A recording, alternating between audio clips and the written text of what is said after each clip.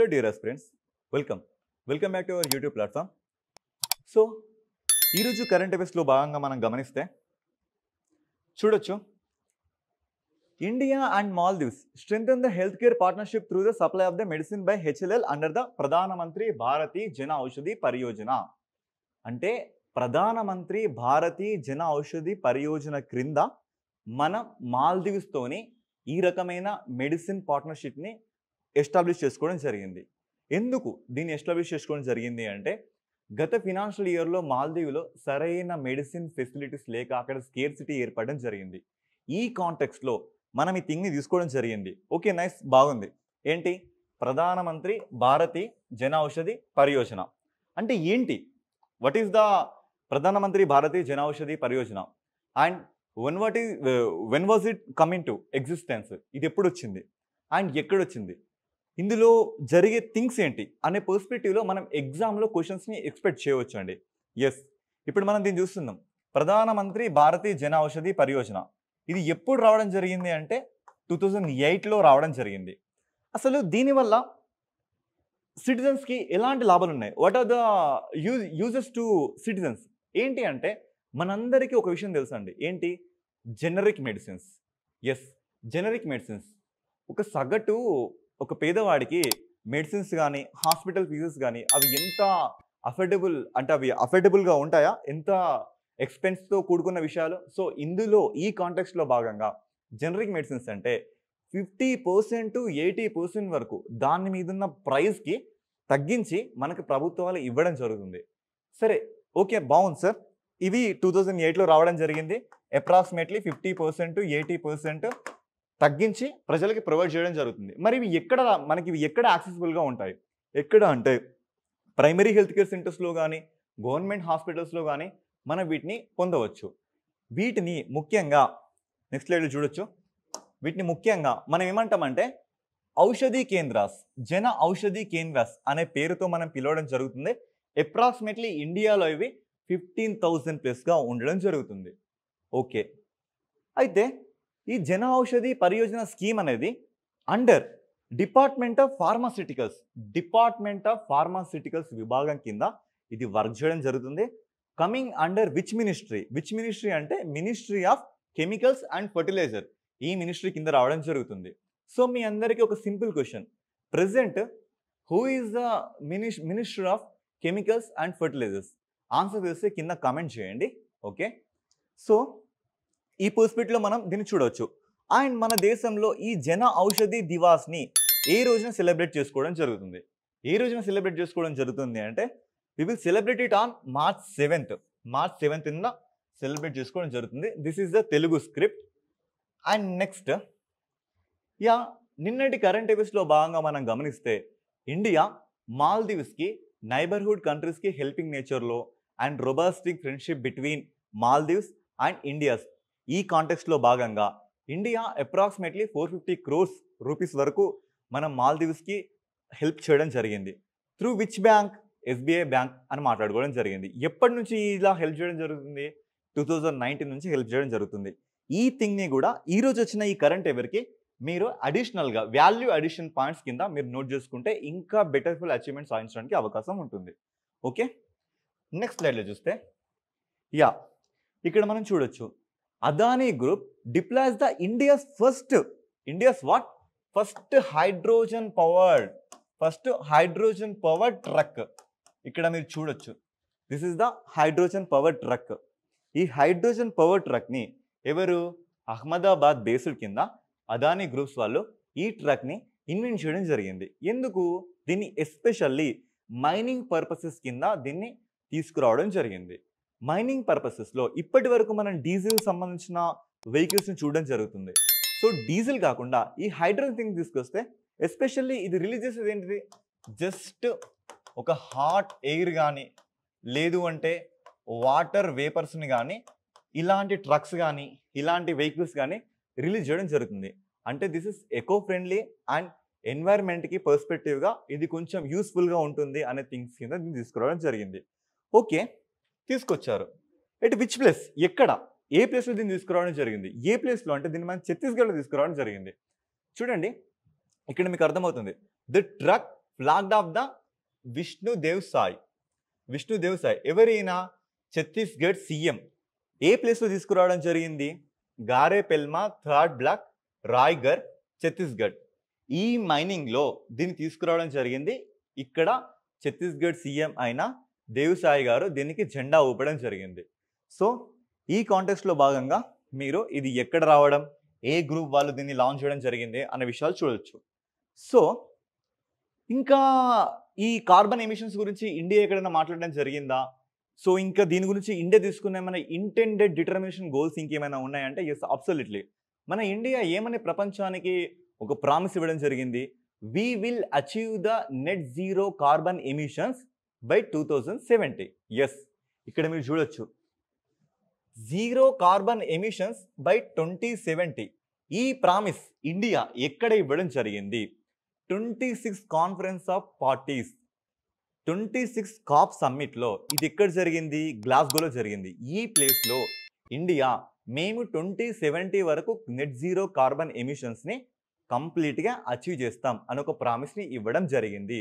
ఆ పర్స్పెక్టివ్లో ఈరోజు ఇక్కడ ఏంటి, హైడ్రోజన్ బేస్డ్ ఒక ట్రక్ రావడం జరిగింది. ఈ హైడ్రోజన్ బేస్డ్ ట్రక్ రావడం జరిగింది ఎన్వైర్న్మెంట్ పర్స్పెక్టివ్లో. అండ్ దాంతోపాటు ఇది దీనికి ఇంకేమైనా స్టాక్ పాయింట్లో ఇంకా దీనికి ఏమైనా రెట్రోస్పెక్టివ్లో భాగంగా ఇండియా దీని మీద ఇంకెట్లాంటి ఏమైనా చర్యలు తీసుకుందా అంటే ఎస్, అబ్సల్యూట్లీ. మనం చూడొచ్చు ఏంటిది, జీరో కార్బన్ ఎమిషన్స్ని మనం 2070 వరకు తీసుకోవడం జరిగింది. ఈ 26 సెషన్ ఎవరి సమక్షంలో, under which thing? United nations framework convention on climate change. అంటే కాన్ఫరెన్స్ ఆఫ్ పార్టీస్ 26 సమ్మిట్లో. ఈ 26 సమ్మిట్ ఎక్కడ జరిగింది? గ్లాస్గోలో జరిగింది. మీ అందరికి ఒక సింపుల్ క్వశ్చన్ తెలిస్తే కామెంట్లో చేయండి. ఇప్పుడు ప్రస్తుతం జరగబోతుంది ఎన్నో కాప్ సమ్మిట్ అండ్ ఇది ఎక్కడ జరగబోతుంది? అందరూ కమెంట్ చేయండి. ఓకే, సో ఈ పర్స్పెక్టివ్లో మనం చూడవచ్చు. అండ్ అబౌట్ ఛత్తీస్గఢ్, ఇప్పుడు ఛత్తీస్గఢ్ అనే లైమ్ లైట్లోకి రావడం జరిగింది కాబట్టి ఆ ఛత్తీస్గఢ్ సీఎం ఇప్పుడే మనం మాట్లాడుకున్నాం విష్ణుదేవ్ సాయ్ గాని. ఈ ఛత్తీస్గఢ్ గవర్నర్ ఎవరు? రామెన్ దేకా. ఈ ఛత్తీస్గఢ్ క్యాపిటల్ రాయ్పూర్. ఇక్కడ ఉన్న ఫెస్టివల్స్ కానీ ఏంటి, హరేలీ ఫెస్టివల్ లేదా మదాయి ఫెస్టివల్. ఈ రకంగా కూడా మనం దీన్ని చూడొచ్చు. సో నెక్స్ట్ స్లైడ్లోకి వెళ్తే, yeah, is an eminent personality. తన పేరు భువన్ రిబు. ఈ భువన్ రిబు గారికి ఏంటి అంటే చూడండి, honoured by world jurist association.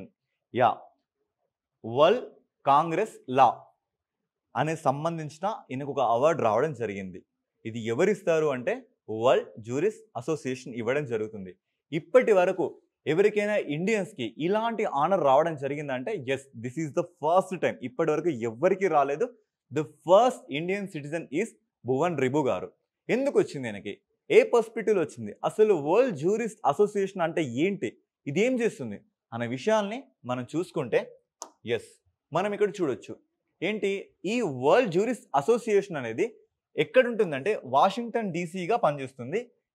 ఇది 1963లో ఏర్పడ్డది. దీని ప్రెసిడెంట్ వచ్చేసి జేవియర్.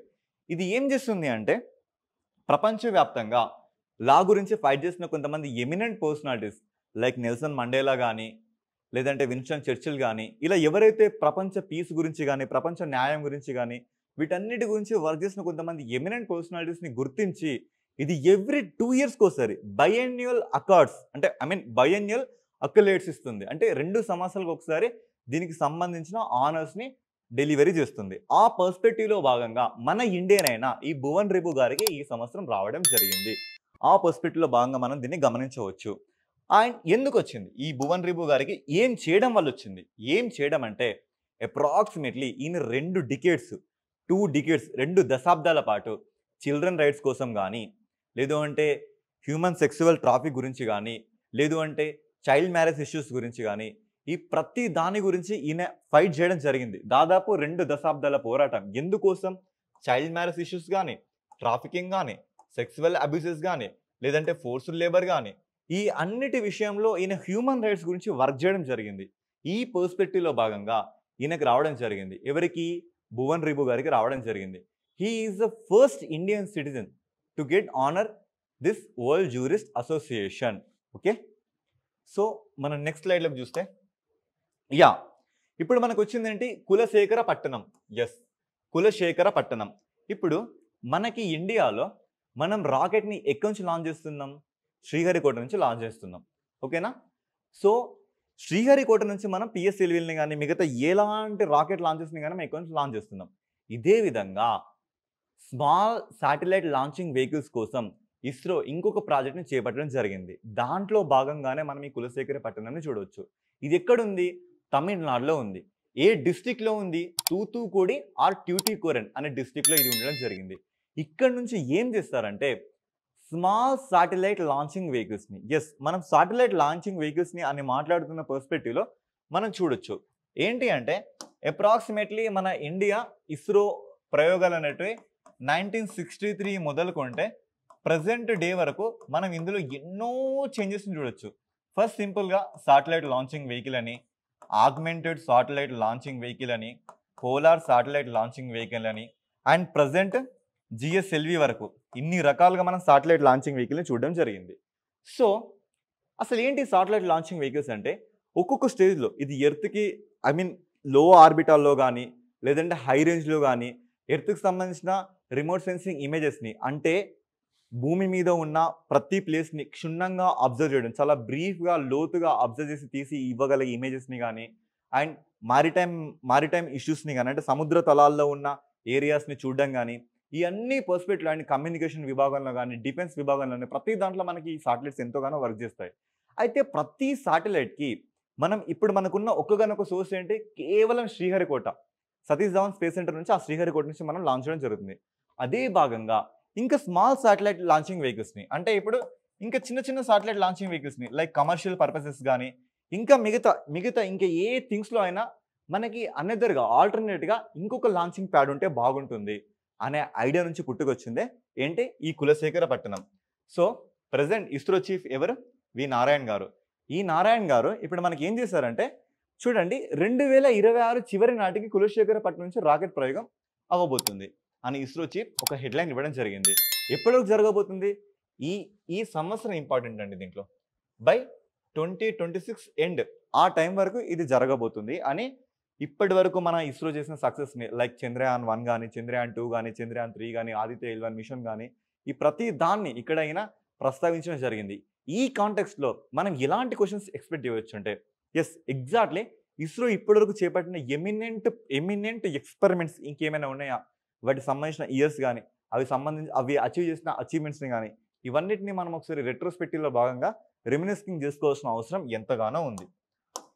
ఓకే, నెక్స్ట్ స్లైడ్ చూడవచ్చు. ఈరోజు మీ అందరికీ తెలిసిన విషయమే ఏంటి? మన న్యూ సిజేఐ, మన కొత్త సిజేఐ ఎవరు? బిఆర్ గవాయ్ గారు. వారి ప్రమాణ స్వీకారం ఈరోజు ఉండడం జరుగుతుంది. సో ఈ కాంటెక్స్ట్లో భాగంగా ఇంతకు ముందు ఉన్న సిజేఐ ఎవరు? 51st సిజేఐ సంజీవ్ ఖన్నా గారి యొక్క రిటైర్మెంట్ ఈవెంట్ అన్నట్టుది. ఈ రిటైర్మెంట్ ఈవెంట్లో ఈయన ఏమని ప్రామిస్ చేయడం జరిగింది అండ్ ఏమని ప్రజలందరికీ తను ఆన్సర్స్ ఇవ్వడం జరిగింది అంటే ఇక్కడ మనం చూడవచ్చు. ఆయన ఇచ్చిన స్టేట్మెంట్ ఏంటి అంటే ఇక్కడ నేను ఏ ప్రభుత్వ పదవి చేపట్టను. మనందరం ఈ కాంటెక్స్ట్లో చూస్తున్నాం ఏంటి? చీఫ్ జస్టిస్ ఆఫ్ ఇండియాస్ వాళ్ళు రిటైర్ అయిన తర్వాత గవర్నమెంట్లో ఏదో ఒక పవర్ఫుల్ పొజిషన్స్లో కానీ ఎనీ కైండ్ ఆఫ్ పొజిషన్స్లో వీళ్ళని మనం చూడడం జరుగుతుంది. ఇక్కడ ఈయన ఏమని ఆన్సర్ ఇచ్చాడంటే ఇక్కడ రిటైర్మెంట్ అయిన తర్వాత నేను ఎలాంటి గవర్నమెంట్ సంబంధించిన పొజిషన్స్లో ఉండను అని ఆన్సర్ ఇవ్వడం జరిగింది. అండ్ దాంట్లో భాగంగానే ఇప్పుడు ఇక్కడ థింగ్ ఏమొచ్చింది? ఈయన మన సిజేఐ రిటైర్ అవ్వడం జరుగుతుంది. సో ఇక్కడ మనకు వచ్చిన కాన్సెప్ట్ ఏంటి? సుప్రీంకోర్టు అనే కాన్సెప్ట్ రావడం జరిగింది. ఇక్కడ ఏంటి? సుప్రీంకోర్టు అనే కాన్సెప్ట్ రావడం జరిగింది. ఈ సుప్రీంకోర్టు అనే కాన్సెప్ట్లో భాగంగా మనం చూసుకుంటే మనకు ఫస్ట్ సుప్రీంకోర్టు ఎప్పుడు వచ్చింది? 1773 రెగ్యులేటింగ్ యాక్ట్ ప్రకారంగా 1774లో కలకత్తాలో రావడం జరిగింది. ఆ తర్వాత ఇది ఎలా మారిపోయింది?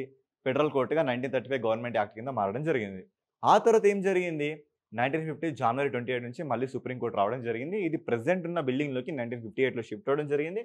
దాని తర్వాత సుప్రీంకోర్టుకి సంబంధించిన పార్ట్స్ కానీ, దాని స్కెడ్యూల్స్ కానీ, దాని ఆర్టికల్స్ కానీ ఈ ప్రతి ఒక్కటి మీరు ఇక్కడ supreme court CJI retirement and coming supreme court 52nd సిజేఐగా రాబోతున్న బిఆర్ గవాయ్ గురించి కానీ ఇవన్నీ పర్స్పెక్టివ్లో మీరు ఖచ్చితంగా నోట్స్ చేసుకోవడం ఇట్ ఈస్ మ్యాండేటరీ. అండ్ ఇక్కడ మనం చూడొచ్చు సుప్రీంకోర్టుకి సంబంధించిన ఆర్టికల్స్ ఎక్కడి నుంచి ఇక్కడ వరకు ఉన్నాయి? 124 నుంచి 147 వరకు కానీ, ఆర్టికల్ 32 సుప్రీంకోర్టుకి ఏమొచ్చింది, కాన్స్టిట్యూషనల్ రెమెడీస్ ఇచ్చింది. అదే విధంగా హైకోర్టుకి ఇంకేమైనా ఇలాంటి ఆర్టికల్ ఉందండి? ఎస్, అబ్సల్యూట్లీ ఆర్టికల్ 226 కూడా ఉండడం జరిగింది. అండ్ నూతన సీజేఐ అంటే new chief justice of India BR Gavai గారి గురించి కొంచెం పరిశీలిస్తే ఇక్కడ మనం కొన్ని ఇష్యూస్ని మనం చూడొచ్చు. ఈయన ఇప్పుడు మన దేశానికి ఎంత 52nd CJI. And chief justice of India oath under whom అనే క్వశ్చన్స్ని మనం చాలాసార్లు చూడడం జరిగింది. ఎవరి దగ్గరైనా ప్రమాణ స్వీకారం చేయడం జరుగుతుంది? ఎస్, అండర్ రాష్ట్రపతి, under president of India. And ఈ బిఆర్ గవాయ్ గారు మన దేశానికి 2nd Dalit CJI. So first Dalit CJI ఎవరో కూడా గుర్తుపెట్టుకోవాల్సిన అవసరం మనకేందో ఉంది. ఎవరు వాళ్ళు? కేజీ బాలకృష్ణన్. ఎవరు వాళ్ళు? KG Balakrishnan. Okay, next slide చూస్తే ఇక్కడ మీరు చూడొచ్చు, ఈయన పద్మశ్రీ అవార్డే. ఎవరు అంటే Subbanna Ayyappan. S Ayyappan, S Ayyappan, yes. ఈయన he found dead near Kaveri river in Mysore. Yes, ఈయన కావేరీ రివర్ దగ్గర మనకి చనిపోయి కనబడడం జరిగింది. సో ఈ పర్స్పెక్టివ్లో ఆబిచ్యూరీలో భాగంగా ఈయన గురించి కొంచెం చూస్తుంటే he was eminent personality and chief of our ICAR Indian council of Agriculture రీసెర్చ్కి కూడా ఈయన చీఫ్గా వర్క్ చేయడం జరిగింది. అండ్ ఈయన ఏ సైంటిస్ట్ అంటే అక్వాకల్చర్కి సంబంధించిన అంటే మత్స్య పరిశ్రమకి సంబంధించిన సైంటిస్ట్ అన్నట్టు. And he is the first non crop specialist. ఇప్పుడు ఐకార్ ఉంది కదండి, ICAR Indian council of agriculture research. దీంట్లో క్రాప్స్కి సంబంధించిన స్పెషలిస్ట్ కాదు ఇతను దీంట్లో స్పెషలిస్ట్, అక్వాకల్చర్లో స్పెషలిస్ట్. అండ్ ఈయన ఏంటి అంటే he was the first non crop specialist. అంటే పంటలకి సంబంధించి కాకుండా, పంటల విభాగం కాకుండా ఈ ఐకార్కి అధ్యక్షత వహించిన దానివల్ల he was the first person అన్నట్లు. సో ఈయన ఇంక ఇక్కడేనా అంటే ఈయన మనకి బ్లూ రెవల్యూషన్, మీ అందరికీ ఐడియా ఉంటుంది. బ్లూ రెవల్యూషన్ అంటే ఏంటి? మనం నీలి విప్లవం అనేది దీని ఎకానమీ పర్స్పెక్టివ్లో చదవడం జరుగుతుంది. ఇది మనకి అప్రాక్సిమేట్లీ 7th ప్లానింగ్ టైంలో ఈ బ్లూ రెవల్యూషన్ మనం చూడవచ్చు. ఈయన దేంట్లో స్పెషలిస్టు? అక్వాకల్చర్కి సంబంధించిన సైంటిస్ట్ కాబట్టి ఈయన తన యొక్క కాంట్రిబ్యూషన్ని మనం బ్లూ రెవల్యూషన్లో ఇవ్వడం జరిగింది. ఆ బ్లూ రెవల్యూషన్లో కూడా ఈయన యొక్క రోల్ అనేది మనం ఎంతగానో గమనించవచ్చు. ఎస్, ఇప్పుడు ఐకార్ వచ్చింది కాబట్టి ఒక్కసారి ఐకార్ గురించి చూసుకోవచ్చు. ఎందుకు అంటే ఇది అయినా మనకి కరెంట్ అఫైర్స్లో డైరెక్ట్గా రాదండి. ఒక పాయింట్ వచ్చింది అంటే ఆ పాయింట్ని అల్లుకుంటూ ఇంకేమైనా పాయింట్ దానికి సంబంధించి ఉందా అన్నీ ఈ రెట్రోస్పెక్టివ్లో భాగంగా కూడా మనం ఈ మధ్యలో సెంట్రల్లో కానీ స్టేట్లో కానీ క్వశ్చన్స్ ఎక్స్పెక్ట్ చేయడం జరుగుతుంది. సో ఒక్కసారి ఇదే పర్స్పెక్టివ్లో మనం ఐకార్ని చూస్తే ఇక్కడ చూడొచ్చు మనం ఈ ఐకార్ ఈరోజు ఇండియన్ కౌన్సిల్ ఆఫ్ అగ్రికల్చర్ రీసెర్చ్గా మనం కనబడితే ఒకప్పుడు దీన్ని ఎప్పుడు 1929లో ఇంపీరియల్ కౌన్సిల్ ఆఫ్ అగ్రికల్చర్ రీసెర్చ్గా మనం దీన్ని చూడడం జరుగుతుంది. ఇది ఏ యాక్ట్ కింద ఏర్పడింది అంటే సొసైటీస్ రిజిస్ట్రేషన్ యాక్ట్ 1860 కింద ఇది ఏర్పడడం జరిగింది. అండ్ ఏ కమిటీ అంటే ఇక్కడ చూడొచ్చు మీరు రాయల్ కమిటీ. ఈ రాయల్ కమిటీ అనేది అగ్రికల్చర్ వ్యవసాయం మీద వేసిన ఒక కమిటీ. ఈ రాయల్ కమిటీ కింద మనకి ఏం రావడం జరిగింది? ఐసిఏఆర్ రావడం జరిగింది. దీనికి హెడ్ క్వార్టర్స్ ఎక్కడ ఉండడం జరిగింది? న్యూఢిల్లీలో ఉంది.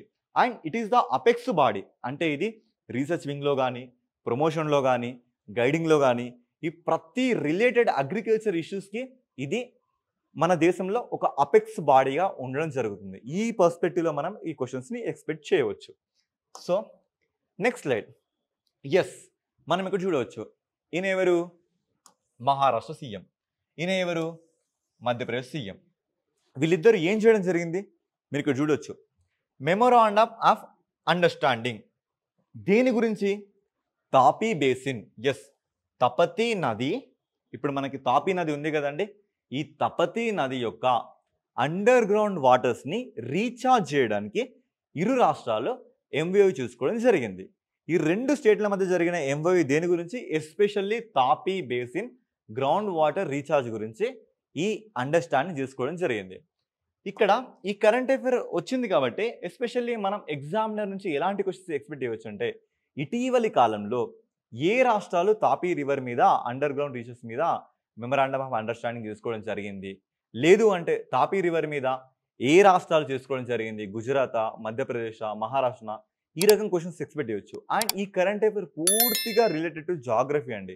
జాగ్రఫీలో మనం ఇప్పటివరకు గ్రూప్ 4 గానీ, గ్రూప్ 2 గానీ ఎనీ కైండ్ ఆఫ్ ఎగ్జామ్స్‌లో ఈ రివర్ అనే ఎస్పెషల్ ఈ పర్టిక్యులర్ టాపిక్‌లో మనం ఇట్లాంటి క్వశ్చన్స్‌ని ఎక్స్పెక్ట్ చేయడం జరుగుతుంది. ఆ కాంటెక్స్ట్‌లో చూస్తుంటే యెస్, ఇక్కడ మనకి ఏం అర్థమవుతుంది అంటే మహారాష్ట్ర అండ్ మధ్యప్రదేశ్ ఈ 2 Tapi basin mega research project. Yes, mega research project. అక్కడ ఇన్ని వేల కోట్లు, అన్ని వేల కోట్లతో మనకు అవసరం లేదు అండి. ఏ రాష్ట్రాలు చేసుకున్నాయి? మహారాష్ట్ర, మధ్యప్రదేశ్. ఎందుకోసం చేసుకున్నాయి? గ్రౌండ్ వాటర్ యొక్క రీఛార్జ్‌ని ఇంకా పెంచడానికి ఈ మెమరాండమ్ ఆఫ్ అండర్‌స్టాండింగ్ చేసుకోవడం జరిగింది. అండ్ దాంతో పాటు మనం ఇక్కడ చూడవచ్చండి. మనం ఇక్కడ ఎట్లాంటి క్వెషన్స్‌ని ఎక్స్‌పెక్ట్ చేయొచ్చంటే ఇది మనకి ఎగ్జాక్ట్‌గా తాపీ రివర్ అండి. This is what? ఇది మనకి తాపీ రివర్. చూడండి, ఈ తాపీ రివర్ ఇది ఇప్పుడు ఈస్ట్ సైడ్, ఇది ఇప్పుడు వెస్ట్ సైడ్. ఈ రివర్ ఫ్లోయింగ్ ఎటు సైడ్ ఉంది? మీ అందరికి కనబడుతుంది కదా. ఈ రివర్ అనేది వెస్ట్ ఫ్లోయింగ్ రివర్. ఈ వెస్ట్ ఫ్లోయింగ్ రివర్లలో ఇది second longest west flowing river. అర్థమవుతుందా? ఇది second longest west flowing river. So ఇది లొకేషన్ ఎక్కడ ఉందండి? ఎగ్జాక్ట్‌గా ఈ location this is the Betul district. Betul district exact location వచ్చేసి ముల్తాయ్. ఇదంతా మధ్యప్రదేశ్ రాష్ట్రంలోని బేతుల్ డిస్ట్రిక్ట్ దగ్గర ఉన్న ముల్తాయ్ అనే ఏరియా నుంచి ఇది ఆరిజినేట్ అవ్వడం జరుగుతుంది. బెనిత్ వాట్? ఇదంతా సాత్పురా రేంజ్ అండి. ఇదంతా వాట్? ఇదంతా సాత్పురా రేంజ్. ఈ సాత్పురా రేంజ్ క్రింద నుంచి ఈ రివర్ అనేది ఆరిజినేట్ అవుతూ ఫ్లో అవుతూ ఉండడం మనం గమనించవచ్చు. అండ్ దీని మీద ఇంకేమున్నాయి? మనం గత ఎగ్జామ్స్లో చూసిన క్వశ్చన్స్ ఏంటంటే ఇవంతా వింధ్యా రేంజ్. ఈ వింధ్యా రేంజ్ మధ్యలో the longest west flowing river ఏంటి? నర్మదని మనం గమనించవచ్చు. ఈ నర్మదా కానీ, ఈ తపతి కానీ ఇవి 2 వెస్ట్ ఫ్లోయింగ్ రివర్స్. అండ్ ఇది వెళ్తూ గల్ఫ్ ఆఫ్ కంబెట్లో కలవడం జరుగుతుంది. ఎక్కడ కలవడం జరుగుతుంది? It will be merged into Gulf of cum bed. So ఈ రకంగా మనం దీన్ని ఎక్స్పెక్ట్ చేయవచ్చు. ఓకే, నెక్స్ట్ టాపిక్ గమనిస్తే ఇక్కడ ప్రధానమంత్రి మోదీ గారు దేని గురించి మాట్లాడడం జరిగిందంటే ప్రధానమంత్రి సురక్ష బీమా యోజన, తర్వాత ప్రధానమంత్రి జీవన్ జ్యోతి బీమా యోజన, ఆ తర్వాత అటల్ పెన్షన్ యోజన. ఈ 3 స్కీమ్స్ని ఇండియాలోకి తీసుకొచ్చి ఇప్పటికీ 10 years అయిపోయింది. అంటే అప్రాక్సిమేట్లీ వీటిని 2015 తీసుకురావడం జరిగింది. ఇప్పటికీ 10 years అయిపోయింది. వీటి వల్ల దాదాపుగా చాలా కొన్ని కోట్ల మంది భారతీయులకి వీటి లబ్ధి చేకూరింది అనే పర్స్పెక్టివ్లో, అనే కాంటెక్స్ట్లో భాగంగా ఈరోజు మనం ఈ కరెంట్ అఫైర్స్ని అబ్జర్వ్ చేయవచ్చు. సో అసలు జన్జాతి యోజన కానీ, అటల్ పెన్షన్ యోజన కానీ ఇవన్నీ ఏం చెప్తున్నాయంటే డిపిఎస్పిస్లో భాగంగా, అంటే ఆదేశిక సూత్రాల్లో భాగంగా ప్రజలందరికీ మనం కనీసంగా ఆర్థిక స్వేచ్ఛని లైక్ వాళ్ళకి ఫినాన్స్ పరంగా కానీ, లేదు అంటే ఎంప్లాయ్మెంట్ పరంగా కానీ, లేదు అంటే ఇన్సూరెన్స్ పరంగా కానీ ముందుకు తీసుకెళ్లాలని ఈ డిపిఎస్పిస్ మనకు చెప్పడం జరుగుతుంది, directive principles of state policies. And దాంట్లో భాగంగానే ప్రతి ఒక్క భారతీయులకి ఇన్సూరెన్స్ అనేది ఎంత ఇంపార్టెంట్ చెప్పడానికి ఈ 3 స్కీమ్స్ని భారతీయ జనతా పార్టీ 2015లో తీసుకురావడం జరిగింది. ఇవి నేటికి 10 years అవ్వడం వల్ల ఇవి మళ్ళీ కరెంట్ అఫైర్స్లో మనకి చూడవచ్చు. సో చూడండి, ఈ 3 స్కీమ్స్ అంటే ఇక్కడ చూడండి, ప్రధానమంత్రి జన సురక్ష స్కీము అంటే ప్రధానమంత్రి జన సురక్ష స్కీమ్లో భాగంగా ఎన్ని మనకి సబ్ స్కీమ్స్ ఉన్నాయి? 3 సబ్ స్కీమ్స్ ఉండడం జరిగింది. ఇవన్నీ 2015 కోల్కతా వెస్ట్ బెంగాల్లో అప్పుడు వీటిని ఇంప్లిమెంట్ చేయడం జరిగింది. సో దీంట్లో భాగంగా మనం ఫస్ట్ స్కీమ్ చూడండి. ఫస్ట్ స్కీమ్ ఏంటి? ప్రధానమంత్రి జీవన్ జ్యోతి బీమా యోజన. సో జీవన్ జ్యోతి బీమా యోజనలో ఏం మనం ఎక్స్పెక్ట్ చేయవచ్చు అంటే ఒక సిటిజన్ చనిపోతే 2 lakh వరకు ఇన్సూరెన్స్ని మనం క్లెయిమ్ చేయవచ్చు.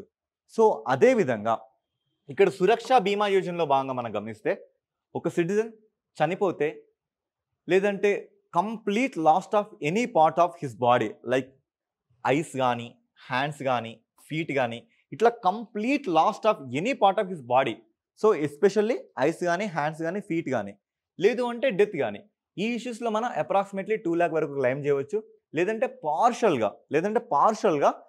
పార్షల్ లాస్ట్ ఏమైనా హ్యాండ్స్ కానీ, ఫుట్ కానీ, సైట్ కానీ ఇలా పార్షల్గా మనం దీంట్లో లాస్ అయినా సరే 1 lakh వరకు క్లెయిమ్ చేయవచ్చు. అండ్ దీనికి ఇన్సూరెన్స్ కింద ఒక్కొక్క సెక్టార్స్కి ఒక్కొక్క రకంగా గవర్నమెంట్ ఇన్సూరెన్స్ లైక్ ప్రీమియం కట్టడం జరుగుతుంది. ఇందులో చూస్తే మనం ఏంటి సురక్ష బీమా యోజన చూస్తే అప్రాక్సిమేట్లీ 12 rupees వరకు చూడడం జరుగుతుంది. అదే జీవన్ జ్యోతిలో చూస్తే అప్రాక్సిమేట్లీ 330 రూపీస్ వరకు చేయడం జరుగుతుంది. అదేవిధంగా అటల్ పెన్షన్ యోజన, అటల్ పెన్షన్ యోజన కూడా సబ్స్క్రిప్షన్ని బట్టి ₹1000 కానీ, ₹2000 కానీ, 3000 రూపీస్ కానీ ఈ రకంగా మనం ఎక్స్పెక్ట్ చేయవచ్చు. సో ఈ కాంటెక్స్ట్ అంతా దేంట్లో భాగంగా వచ్చింది? ఈ స్కీమ్స్ ఇంప్లిమెంట్ అయ్యి ఇప్పటికీ 10 సంవత్సరాలు పూర్తయినాయి అని సగర్వంగా సెంట్రల్ చెప్పుకోవడం జరుగుతుంది. ఆ కాంటెక్స్ట్లో మనం ఈ కరెంట్ అఫైర్స్ని ఎక్స్పెక్ట్ చేయడం జరుగుతుంది. రైట్, ఇది తెలుగులో ఉన్న స్క్రిప్ట్.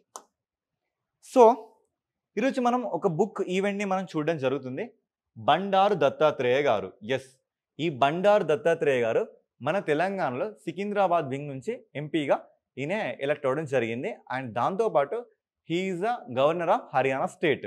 సో ఇక్కడ ఈయన రిలీజ్ చేసిన పుస్తకం అంటే ఇది ఈయన ఆటోబయోగ్రఫీ, తెలుగులో ఈయన యొక్క ఆత్మకథ. ఈయన ఆటోబయోగ్రఫీ ఏంటి అంటే జనతా కీ కహానీ.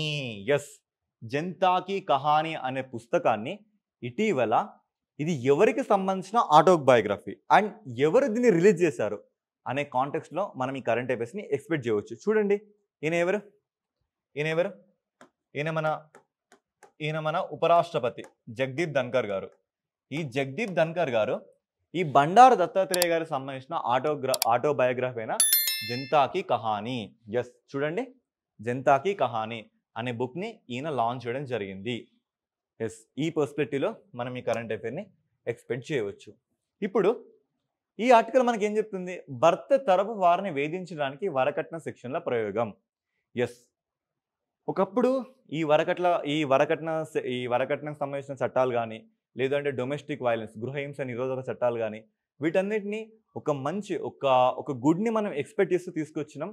కానీ ఈరోజు అవే ప్రతి ఒక్కరి పాలిట ఒక రకమైన కర్సెస్గా మారిపోతున్నాయి. ఈ కాంటెక్స్ట్లో భాగంగా సుప్రీంకోర్టు నుంచి ఎవరు జస్టిస్ బివి నాగరత్న కానీ, లేదంటే జస్టిస్ సతీష్ చంద్ర వీళ్ళ ధర్మాసనం ఇచ్చిన తీర్పు ఏంటి అంటే క్రూయాలిటీ అనే ఒక్క వర్డ్ని వాడుతూ భర్త తరపున వారిని ఇంకా క్రూయల్గా వేధించడం జరుగుతుంది.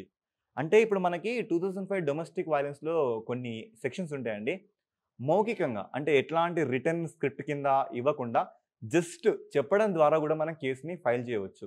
సో ఇట్లాంటి కేసెస్లో లేదు అంటే మమ్మల్ని డౌరీ అడుగుతున్నారు అనే కారణంతో కూడా మనం ఇట్లాంటి సెక్షన్స్ కింద భర్త తరపున వాళ్ళని మనం కేసులో ఫైల్ చేయవచ్చు. సో ఈ కాంటెస్ట్లో భాగంగా ఇదంతా మనకు అవసరం అంటే ఇదంతా మనకు అవసరం లేదు. సో మనం దీన్ని ఏ రకంగా ఎక్స్పెక్ట్ చేయమంటే ఇప్పటి వరకు ఇలాంటి చట్టాలు ఇంకేమైనా దీనికి సంబంధించిన చట్టాలు ఏమైనా వచ్చినాయంటే ఎస్, 1961 మనకు వచ్చింది ఏంటి? యాంటీ డౌరీ లేదా డౌరీ ప్రొహిబిషన్ యాక్ట్ రావడం జరిగింది. 2005లో మనకి ఏమొచ్చింది? డొమెస్టిక్ వైలెన్స్ అనేది వచ్చింది. అంటే prohibition of the domestic violence, గృహహింస నిరోధక చట్టం. ఇప్పుడు మనం ఈ 1961 యాంటీ డౌరీ ప్రొహిబిషన్ యాక్ట్ని గమనిస్తే ఇది మన దేశంలో ఆర్టికల్ 108ని వాడుతూ అంటే జాయింట్ సిట్టింగ్ని వాడుతూ ఏర్పడిన ఒక చట్టం అన్నట్లు. సో ఇక్కడ మనం రెట్రోస్పెక్టివ్లో భాగంగా గమనిస్తే ఈ జాయింట్ సిట్టింగ్ ఇప్పటివరకు మన దేశంలో ఎన్నిసార్లు ఏర్పడడం జరిగింది? ఎస్, 3 times ఏర్పడడం జరిగింది.